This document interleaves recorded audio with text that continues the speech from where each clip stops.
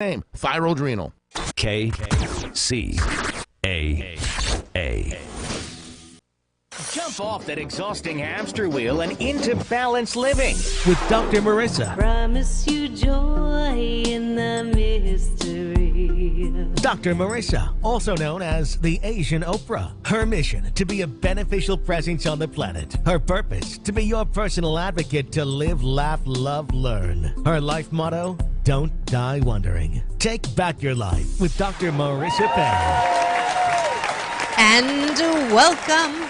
You are tuned into my weekly talk radio show called Take My Advice. I'm Not Using It. Get Balanced with Dr. Marissa every Tuesday at naturally high noon here out of the Sunset Gower Studios in Hollywood, California with Universal Broadcasting Network.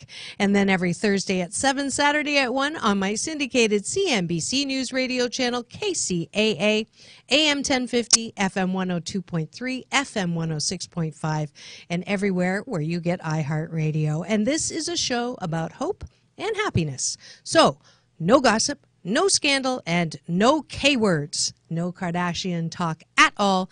Instead, I want you to focus on your own reality show and how you can be happy 88% of the time. So the topics, the titles, the guests all reflect that. If you've missed any of Dr. John Gray, Layla Ali, daughter of Muhammad Ali, to Dr. Michael Bernard Beckwith, to Marianne Williamson, to Marianne from Gilligan's Island, all of those you can get on YouTube, my YouTube channel, also on iTunes, Stitcher, a number of other playlists. So there's plenty of ways to get splattered with hope and happiness from me. And as per usual, I'm starting out with shout outs to my excellent customer service encounters this week. Jasmine at Rossmore Car Wash found my wallet that I accidentally left there. I'm a very lucky girl. Josh at Nordstrom's. And a peace out to all the beautiful, like-minded, and love-hearted folks that I got to meet at the City Gala 2018 launch. Ryan Long is at it again. At this time, 8 different fabulous nonprofits that are going to be supported by the prestigious City Summit and Gala event after the Oscars next year, with some very heavy-hitting speakers that I'm not allowed to speak of, but they're all household names. Very excited. If you remember last year, 2017 event, I got to be on the red carpet and interview Quincy Jones, John Travolta, and the beautiful Halle Berry. So let's just say that's equal, if not bigger than that. As well, you've heard me say that, you know, what Ryan does is takes fundraising nonprofits and gives them the start. And so the ones that we have coming up this year are everything from healing the damage that is unintentionally and intentionally done, from rescuing kids from sex trade to training bullies to be bully busters, to encourage corporations to be more compassionate, to feed 1 billion with food and love, and to instill belief in themselves with youth who grew up in disbelief. So if you want, go to citygala.org.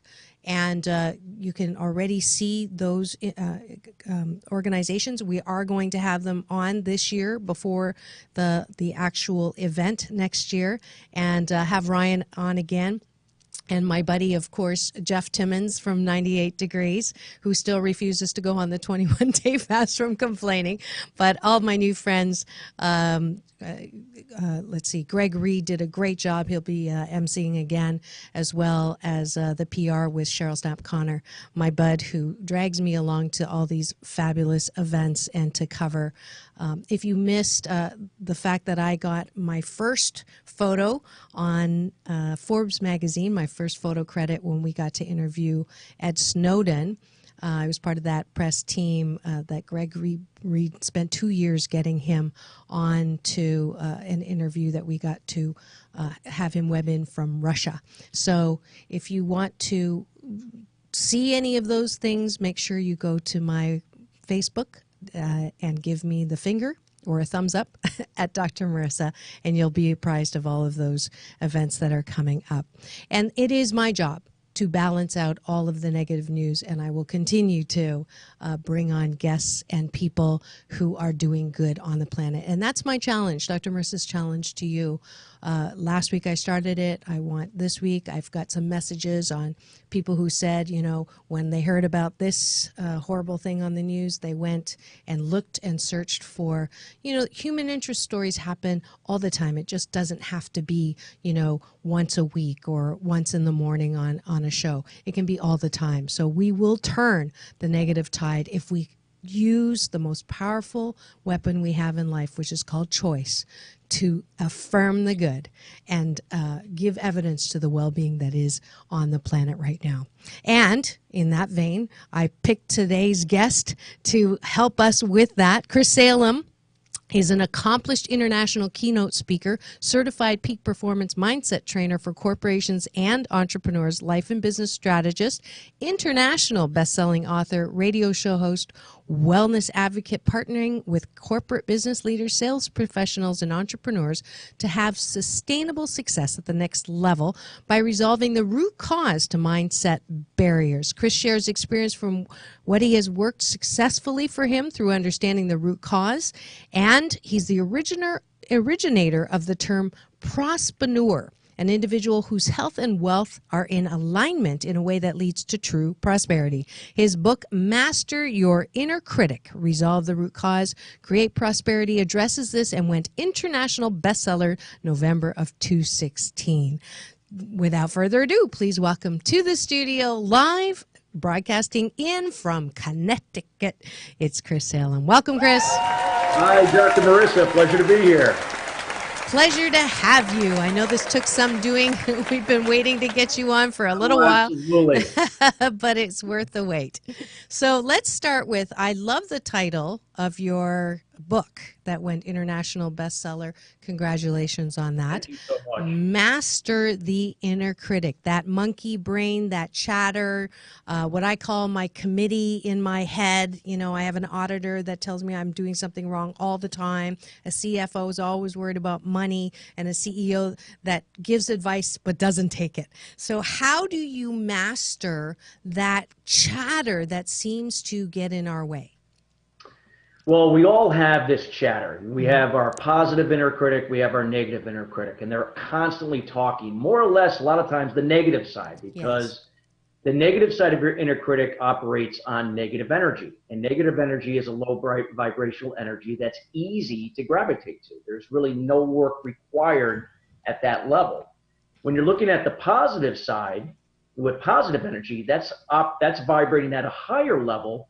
So it takes some work. It takes some practice to learn how to vibrate at that level to be more in that type of mindset. Mm-hmm. So in terms of the chatter that goes on, these are things that are going on from things that have happened in the past, things that are projected in the future. And most individuals operate their lives in business simultaneously, going back from the past to the future, rarely being in the moment. Mm-hmm. And this is the reason why for this chatter, and why things, why you may listen to the negative side and how it dictates certain things that you do in your personal life and in business. So give me a practical, for people who do identify and say, yeah, I have that going on, especially, I teach meditation, and people will say all the time, I can't sit still because all these thoughts are going through my mind, and most of them are negative, as you've said. What's something practical they can do to stop the chatter? I know it's a deeper process, but just absolutely. And I just want to let the listeners know that I can relate 150%. I want to reiterate that because I have ADHD. So when I went through this process, it was a struggle for somebody that couldn't sit still and focus on something for more than 10 seconds. So what I'm trying to say for people out there that either have self-induced ADD through the technology today, or actually are ADD or ADHD, that it is possible by being aware of learning to be in the moment. And that is through just a simple form of meditation. Okay. And that's just, being in the moment, don't worry about what thoughts are coming in, but just learning to be still to the best of your ability. It takes time for about 10 or 15 minutes. And it could be any type of meditation that aligns with what works best for the person. It could be walking meditation, it could be Tai Chi, it could be tapping, or just sitting in the chair with your eyes closed, focusing on your breath. Yes. And another technique would be to also take your moral inventory daily. So writing down how you feel and whatever comes to mind. Don't overanalyze it. Don't overthink it. Look at it as from a third-party perspective and just write it down what comes to mind. It doesn't, and nothing is crazy. Just write it down. And in time, this is where it's going to start to eliminate that chatter that's going on. Okay. Now, interesting. You said moral inventory. Does that mean you have to write down what you did wrong, or? Anything. It could be both, anything you did wrong or good. I mean, so when I say moral inventory, it is just a 12-step term. Oh, okay. But more or less, it does not have to equate to something that you did wrong. It could also be something that you did good. So it's like Again, a mind inventory. Okay, so a mind inventory. Yeah, mind inventory, that's fine. I just got triggered there. I don't want to do a moral inventory. You say immoral like it's a bad thing. No, I'm kidding. I'm totally kidding. So just getting the chatter out through the hand onto the paper and write it down. A lot of people with our phones now, we can type it into our phones. I use Siri and talk it in. Yeah. But I really seriously think it's the best is to take it by hand and write it down. There's something very powerful taking something out of the mind through your hand onto the paper that really helps you out in the long run. So perfect. The old-fashioned way is best. Okay, and thank you for mentioning Tai Chi. Chris was actually one of my students at CEO's Face International by the pool. Tape. I got the tape. I had my wife doing it. Yay! I'm so glad. I'm so glad. She likes it then. She does. Awesome. Yes. Awesome. Yeah. Remember that? Perfect. All right. So now let's go to root causes. So you have worked with many people who are very successful, business strategists, company entrepreneurs. What percent would you say have a some kind of damage in their past?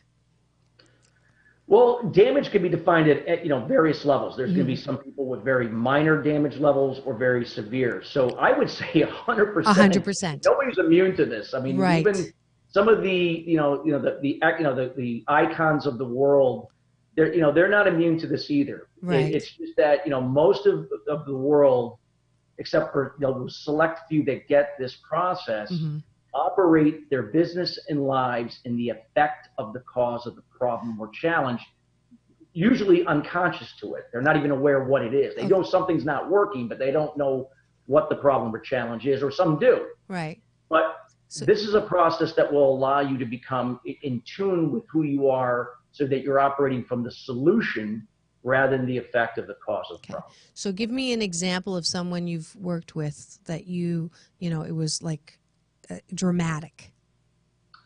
Well, dramatic, it's like, I'll give you an example. And actually, this is where I think what might resonate best with the listeners. Because a lot of times, if it's something, dramatic, it's somebody that knows there's something wrong. Maybe they were abused, they were physically abused or verbally abused, that type of thing. But I had a gentleman about 4 years ago that came to me at the time that wanted to release 50 pounds. He had a problem releasing the weight. He had tried every weight program there is. And that was why he came to me. But there was other issues within his career and his job, which he didn't bring up at the time. So we addressed both of them. And he claimed that he had a wonderful childhood. He had a mother and father. He had a sister and brother. It was like the Cleaver family from Leave It to Beaver. It was wonderful. Nothing wrong. However, when we did some deep soul searching and when he went through this process of the meditation and taking that mind inventory, is that we began to, I remember him coming out of nowhere saying that I can remember my mother telling me to finish my plate because kids in Africa were starving. And then he went on to ramble about something else. And I said, stop right there. I said, there's your root cause. It's your mom. And he said, well, I told you, my mother was great to me. We had a great relationship. So I knew we were onto something because his subconscious mind was talking to his conscious mind over a 2-month period. So I knew I just had to steer him a little bit to get him to really see it. So I asked him, was your mother slightly dominant? And he collected his thoughts for about 10 seconds. And it was like it was like a deer in the headlights.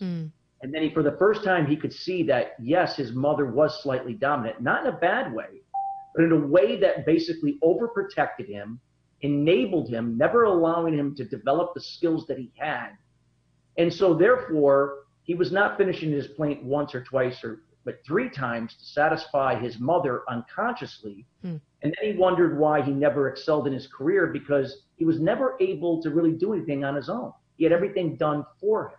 So he just basically skirted through life just doing the bare minimum. So until we were able to resolve this root cause, in this case, not something that was dramatic, but yet had a negative impact on the quality of his life, he wasn't able to operate in the solution. And that's what we did.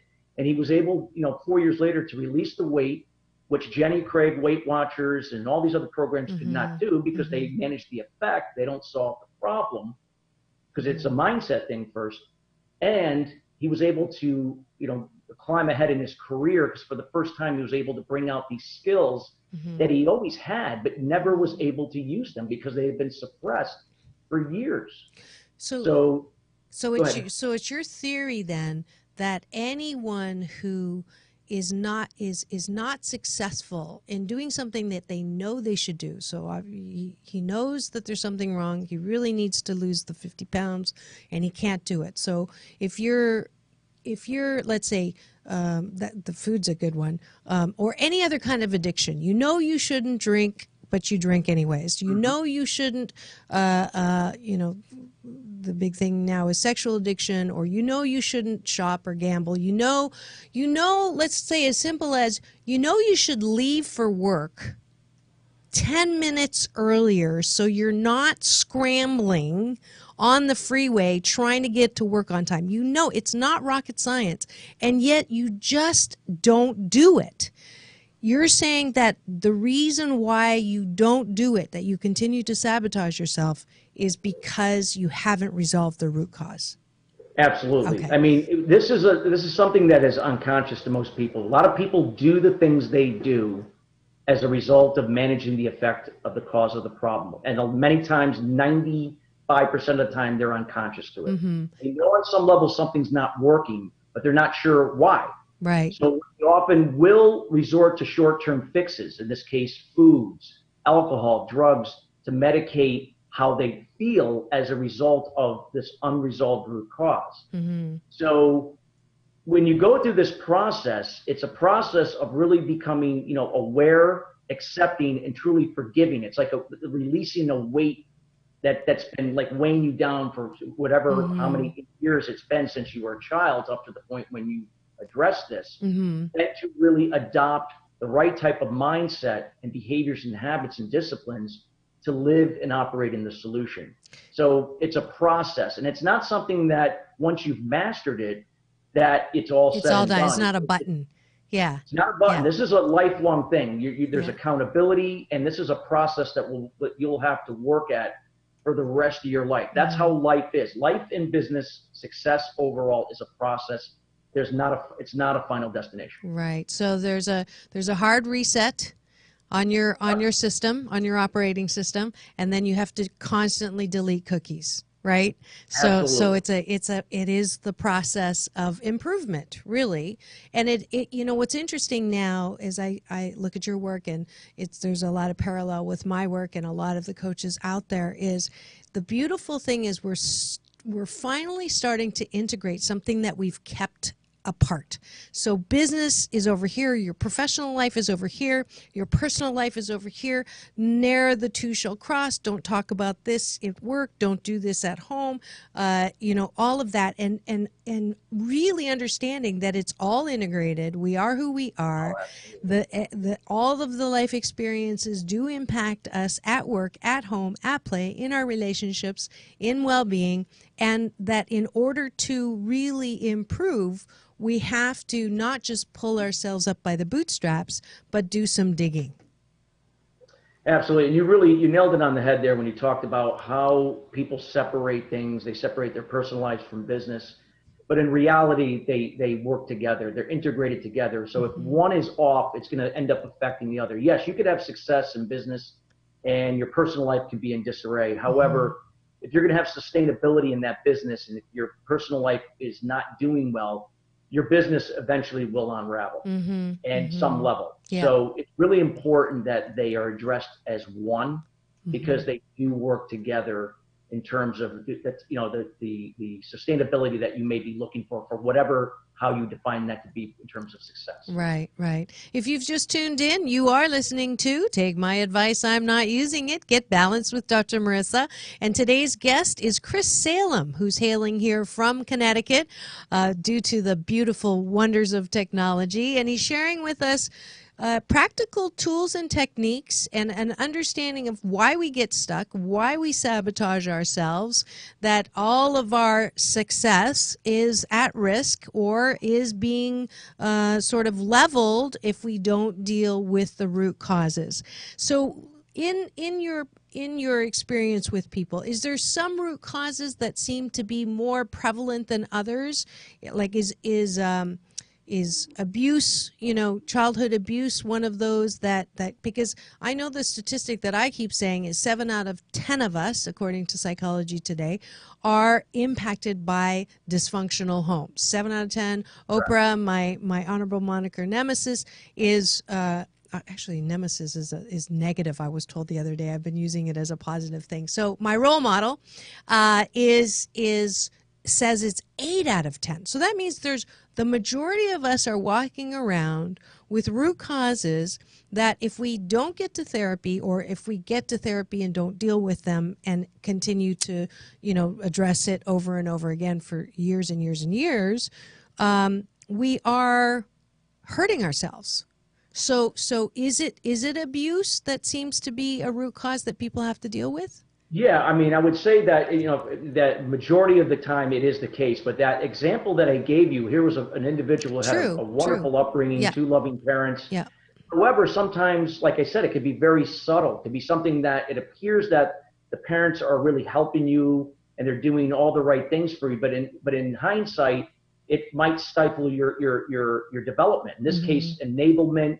And doing everything for somebody doesn't help them long term. It doesn't allow them to grow and figure things out on their own. So it doesn't have to be abuse. It can be anything. It doesn't have to be abuse. That's where the thing is, where a lot of times people, because usually with abuse, many times people are going to know what it is because they know they have this. They suppress it, or they find a way to dance around it. They medicate from it because they don't want to face it, because it's a long-term process. They want it to go away quickly. That's why there's all these short-term fixes to manage the effect of the problem. That's why antidepressants are widespread and all these things. But what I try to show people is, with the right type of therapist or coach or mentor, whatever you want to call it, that if that person can show you a process how to solve your own problem, because you all have the capability of doing it on your own.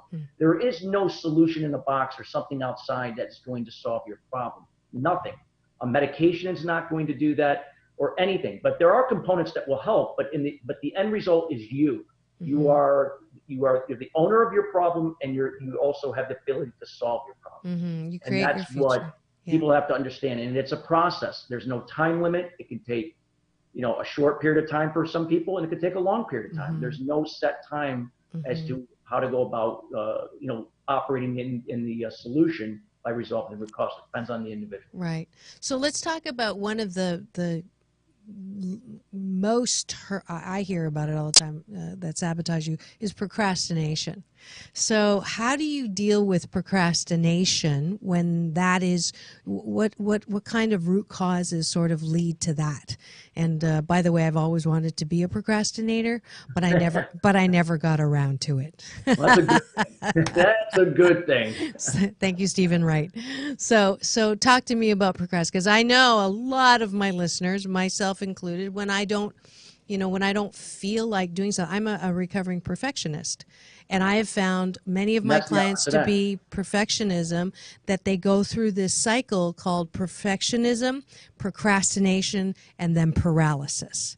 So that's like this horrible, cycle or downward spiral that you go through, and the dangers of perfectionism. And I was blessed to have Steve Farber actually interview me on this.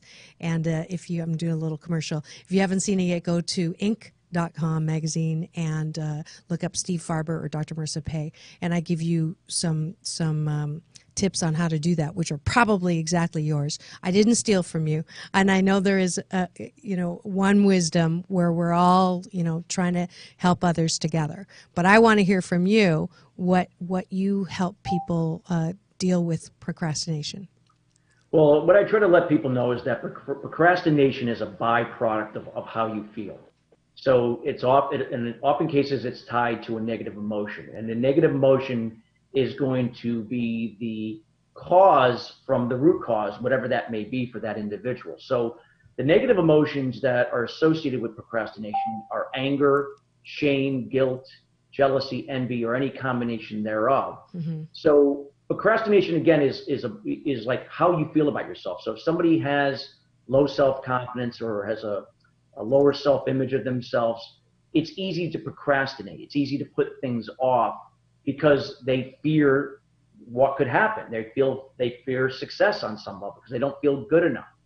Mm-hmm. So the thing about procrastination is to be aware of what those triggers are. And when you learn how to be in the moment and practice daily meditation, taking again that mind inventory, you begin to bring the mindset from the future, because that's where anxiety exists, and anxiety produces procrastination.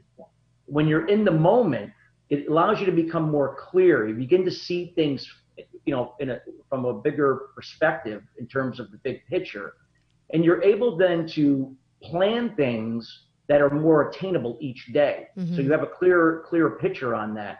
So it doesn't make things, whatever you're striving for, to be overwhelming. Mm-hmm. So that will allow you to be more productive and efficient each day to get to where you want to be. So it offsets the procrastination. So, mm-hmm. So again, it's a combination of tying it back to the negative emotion, to the root cause, and from there, planning a specific game plan of smaller attainable goals, daily, weekly, monthly, quarterly, yearly, whatever the time frame may be, to get them where they want to be. Mm-hmm. And that will help people to offset or eliminate procrastination. Right. Great. And that's the formula that I've used successfully with my clients. Beautiful. And so you're worth it, right? I mean, you're worth it to feel better about what you're doing, feel better, be more successful. I know that I meet a lot of really successful people who are not happy. Do you have that as well? Do you meet that?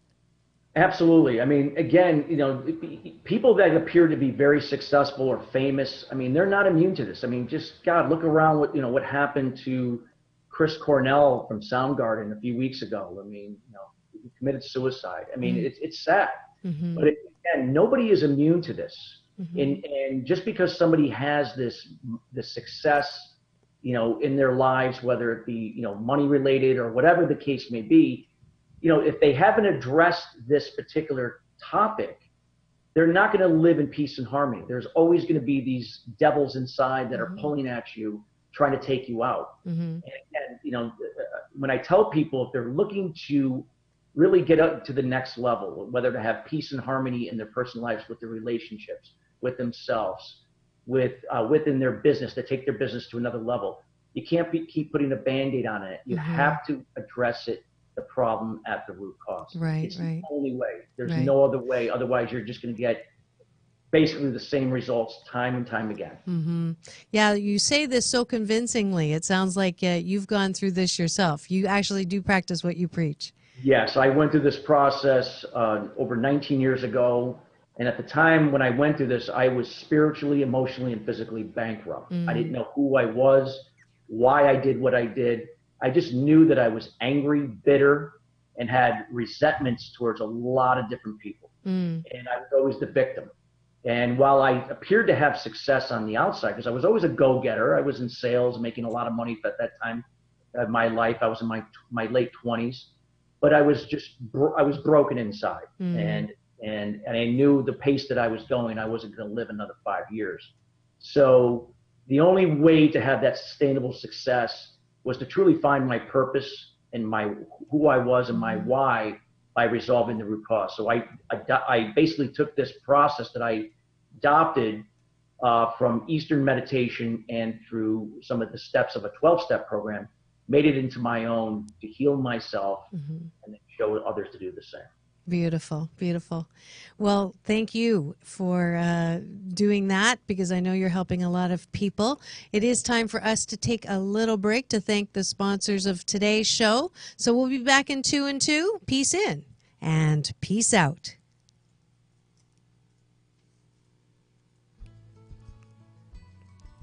Get ready for summer and celebrate creativity at the Timeless Treasures Boutique this week. Free parking, admission, coffee, and access to over 100 artisans who will delight your senses with unique and affordable arts and crafts for your home or gifting. Come to Huntington Beach, 6905 Warner Avenue at Golden West for live music and even a painting party. And a free gift for the first 50 each day if you mention Dr. Marissa. For more, go to timelesstreasuresboutiques.com.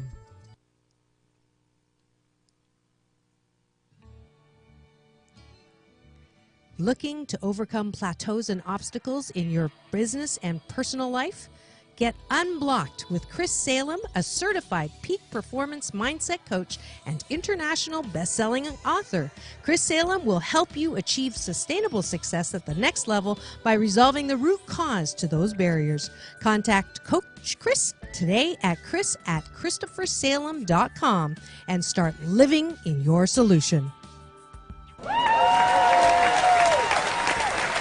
And we are back. You are tuned into my weekly talk radio show called Take My Advice. I'm not using it. Get balanced with Dr. Marissa every Tuesday at naturally high noon out of the Sunset Garage Studios in Hollywood, California with Universal Broadcasting Network. And then every Thursday at 7, Saturday at 1 on my CNBC News Radio channel, KCAA, AM 1050, FM 106.5, 102.3, and everywhere on iHeartRadio. And today's guest is Chris Salem, who is a certified mindset coach as well as an international best-selling author of the book Mastering Your Inner Critic. And we have been, if you've just tuned in, you can hear the replay on Thursday. But if you've just tuned in, we're actually going to do something fun right now. And I said, can I be your client? And he said, absolutely. So we're going to do a little treatment on me. So go ahead. Right. I'm your client. This is the first live on radio doing this. This is great. This is the first great for everything, right? Yep. So what I would ask you, Dr. Marissa, is, what I always ask every client is when they come in is like, what are you trying to accomplish? What is the goal? Why you're here? There's usually, when people come to see me, there may be something in their personal life or their business or a combination of both that they're not where they want to be. And everybody's got something. It could be health related, with weight or trying to lose weight or have more energy. It could be maybe I need some pointers with relationships, or my business has been stuck at a certain level. So when I have a gauge of what that is, we're able to kind of then start from there and begin to work to find what the root cause is of what's holding you back. Okay. So I have 3 to choose from. It can be anything. It doesn't have to be that. It can be something else. Yeah. I actually was thinking, there's nothing. I'm so grateful and I love my life. But I am releasing weight. And for those of you who are on my Facebook Feel Good and Look Good Naked group will know that I've been on this trek since January 1st. I've lost 16 pounds. I think I am a little plateauy right now. I'd like to release more, probably more. And so that's one area. The second area is I'm still a Lone Ranger. I do a lot of different things, and I've tried to work in teams or, with assistants, and it just takes too long to teach, and I end up sort of, it's okay, I'll do it. And then I'm still doing everything. So that's the second. And the third, and the reason why I'm telling you all 3, because I have a feeling that they're connected. And then the third is, I haven't had a relationship for a while. I seem to not have time for them.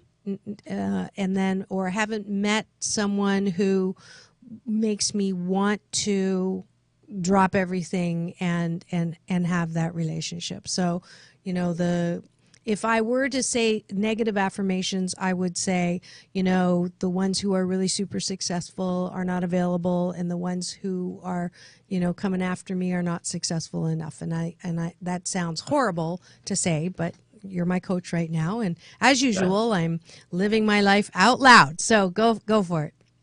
So what I would say is, I mean, you kind of talked about success being that in order to be successful, you usually you're not going to have time for those people that are not on the same level as you in terms of what you view success to be. Because again, success can mean different things for different people. Mm-hmm. Success can mean working 12 hours a day, having... So I'll define success for you.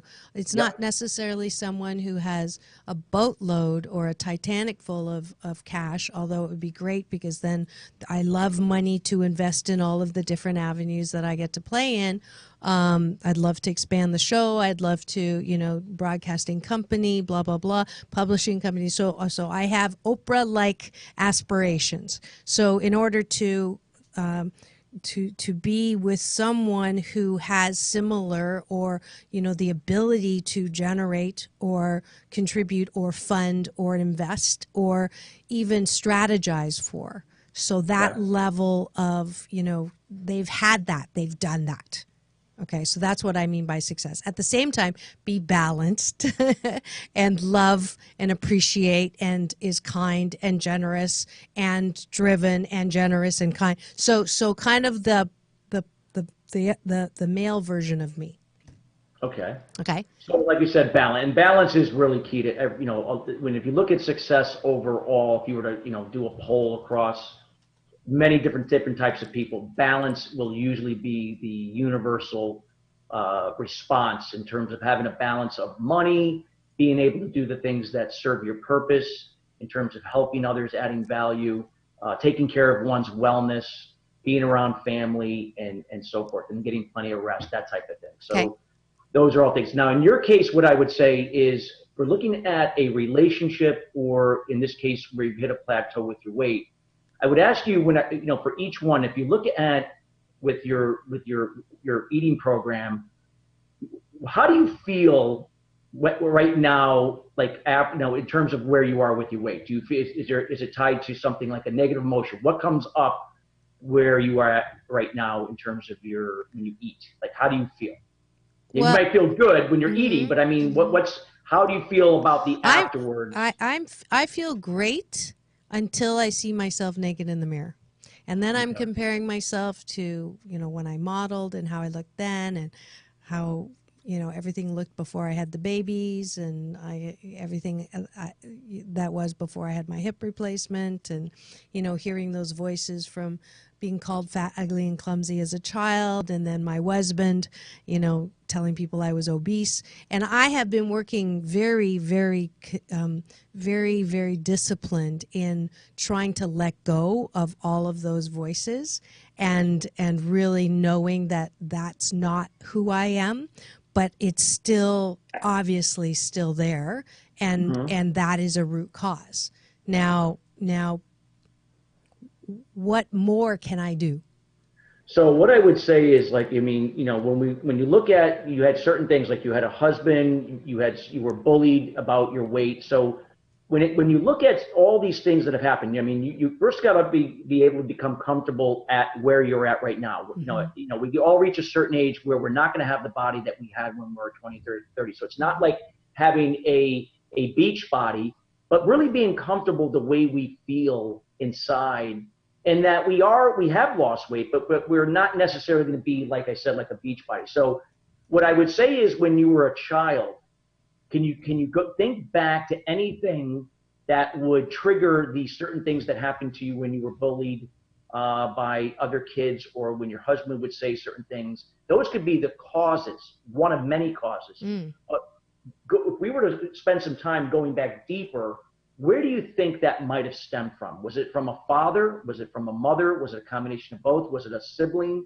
Something that ties back to childhood that would have triggered certain things where you always had to keep this perfect body at the time, and then at some point it kind of, it went another way that you didn't want it to go. Well, so that's what I would ask you. My mom definitely was well-meaning. Like, she really didn't want me to be 200 pounds as a kid, and so she would kick me under the table or pinch my hand if I was reaching for food. Now, I don't know if that's still a symptom or if that's a root cause.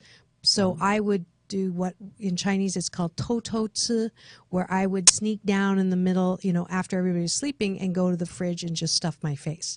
So that was as a child. So the sneaking, the trying to comfort myself with food. Part of it is my brat saying, "Screw you, I'm going to eat anyways." So that's what came up when you asked me to look back. Is that still a symptom?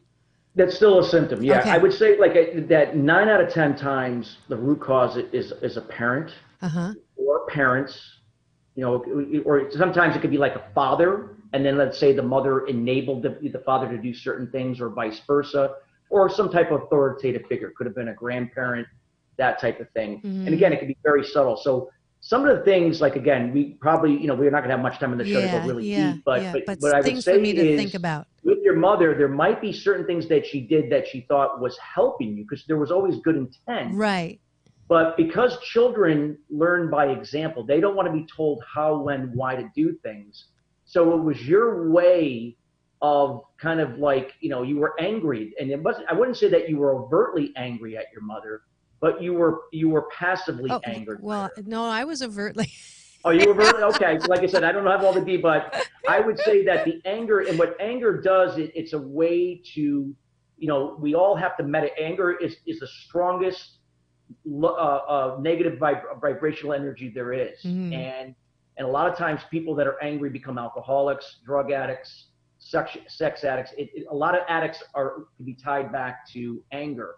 So in this case, food is also, just another substance, it's no different. So it's a way to kind of control things. So your way of controlling your mother from not controlling you. And it's a way to kind of like mask how she made you feel as a result of, whatever she was doing by pinching you or telling you what to do and how to do it and so forth. And this is something that, as we get older, we don't sometimes recognize, but it's there. It's in the subconscious mind, and it plays out in everything we do. So why you might have cravings for certain foods, knowing that I shouldn't do it, but I want to do it. And this is what has to be addressed before you could adopt the right types of habits, behaviors, and disciplines that will get you to where you want to be. So even though you might love something that's not good for you, you're going to refrain from it for the time being because you want to get to your goal. And knowing in time with moderation, yeah, you can have it once in a while, but you're not going to have it 3-4 times a week like you used to. So in order to adopt the better habits and behaviors and disciplines, we have to address that root cause. So you'd have to go deeper with your mother, and maybe your father enabled it. I don't know, but all these things could play a part in it, and this could lead up to why you were bullied, and why your husband at the time might have made comments that kind of reinforced certain things that you were holding on to from your childhood with your mother. And these were things that I did the same thing. I would choose bosses, business associates, girlfriends that ended up being just like my father, just to reinforce the anger, so I'd be disappointed and feel the way I did. But you have to take ownership of it. Right. So that's the key. What I try to tell people is you got to be aware, take ownership, and let's dig deep to confirm that's the root cause. And now we have to work on actually letting go and forgiving in order to then start working towards a solution. So if it's not one thing, it's your mother again. And this could tie into your relationships too. I mean, again, it could be, your mom too. We'd have to dig deeper.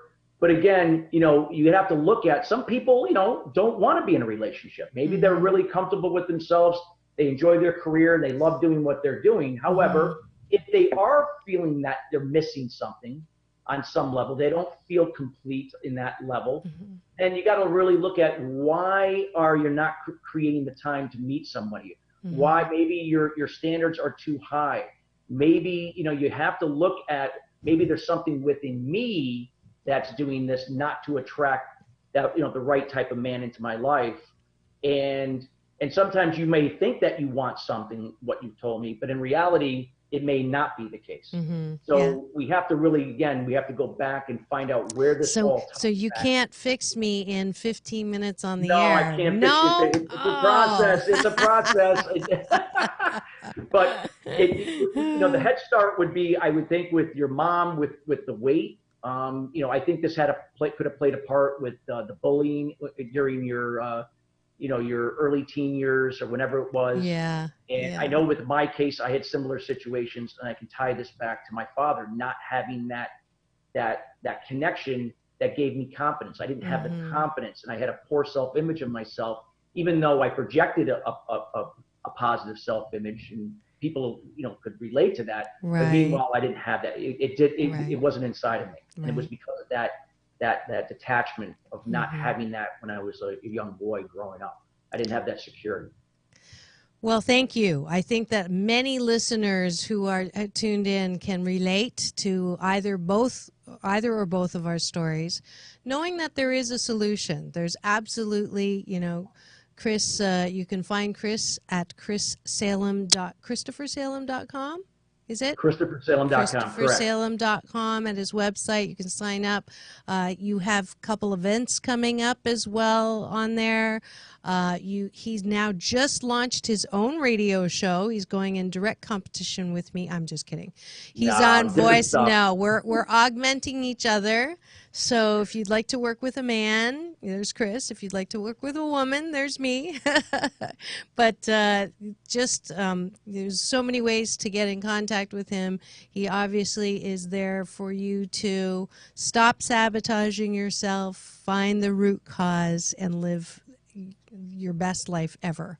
Thank you so much, Chris. Wait, before we go, what is the Asian Oprah giveaway? There's a lot of things I could give away, but what I'd like to offer the listeners is I have a chapter that I've written in Jack Canfield's next book coming out July 13th, Mastering the Art of Success, and I'd be happy to provide the chapter in that book for the listeners. Great. So just contact me on drmarissa.tv, and in the contact want Chris, and then I'll get you a copy of that chapter for you. All right. So that's the Asian Oprah giveaway for today. Chris, I always end by asking my guests, what are you grateful for? Who would you like to thank that made you possible? Well, I'm grateful for our Creator, the universe. We're all meant to be here for a reason. We all have a purpose, and it's up to us to define and find what that purpose is. We all have this capability to be who we are, and you shouldn't be afraid to be who you are. And you're offering a gift to other people when you are able to be who you are. You serve your purpose, and that adds values, empowers others to do the same. So I'm grateful for that. I'm grateful for my wellness, grateful for my family, my loving wife, my wonderful son, and great people like yourself, Dr. Marissa, that I get to surround myself daily and just be part of this game of life. Awesome. Thank you so much, Chris Salem. Thank you so much for having me. Absolutely. Absolutely. And we're at the end of the show. Welcome to my balance bar, where you get to step up and balance with me. Remember, it's day 6 on the 21-day fast from complaining with Dr. Marissa.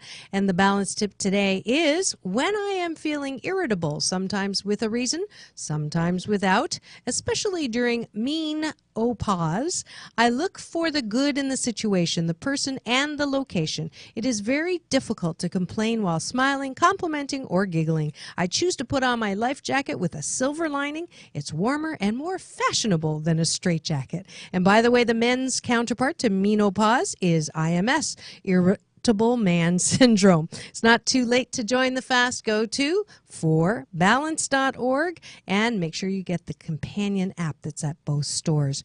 Balance on the Beach, my next workshop is July 15th, and it will be in the Venice Beach area. We keep going from LA County to Orange County. It's from 10 to 1. Please register, drmarissa.tv.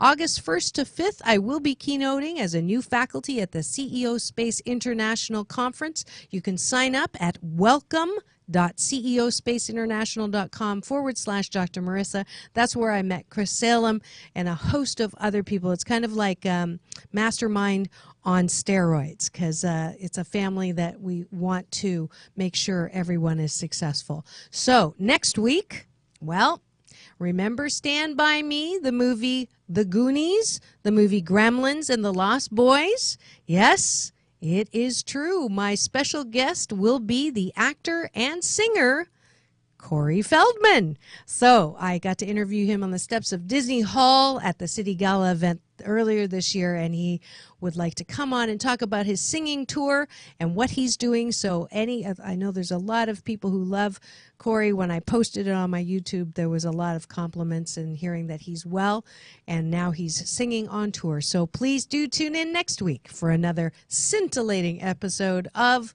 Take My Advice, I'm Not Using It. Get balanced with Dr. Marissa Pay. That's P for positive, EI. And remember, it's all about balance. Peace in and peace out.